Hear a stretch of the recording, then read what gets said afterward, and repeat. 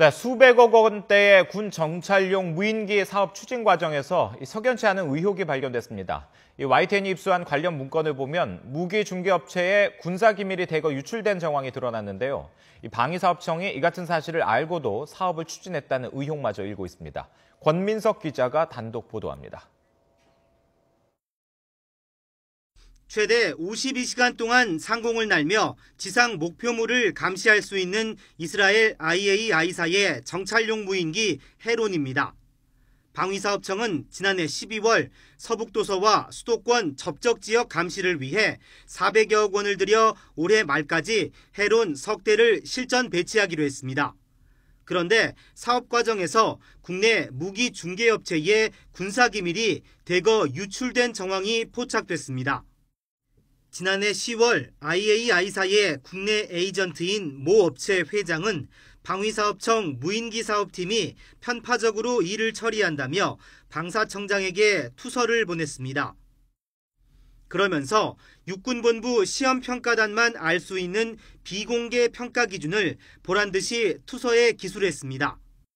업체 측은 특히 육본 시평단이 이스라엘 현지에서 구두로 주고받은 평가 내용까지 속속들이 알고 있었습니다.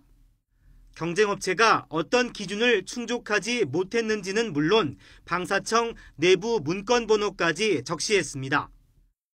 군의 시험평가 정보는 무기 계약에 영향을 미치는 만큼 대부분 3급 기밀로 분류돼 있는데도 이를 훤히 꿰뚫고 있었던 겁니다.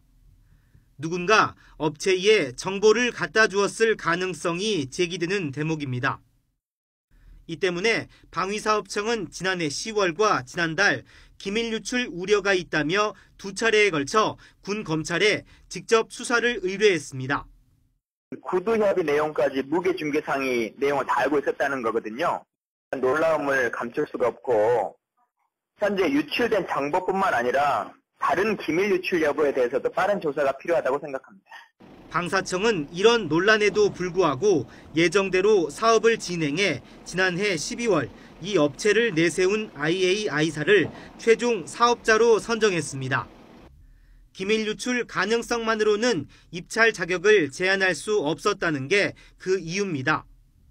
하지만 이미 지난해 10월 첫 수사 요청 당시 투서에 군 시험평가 정보가 사용됐다고 밝혀 방사청이 기밀 유출을 적발하고도 묵인한 게 아니냐는 의혹이 일고 있습니다.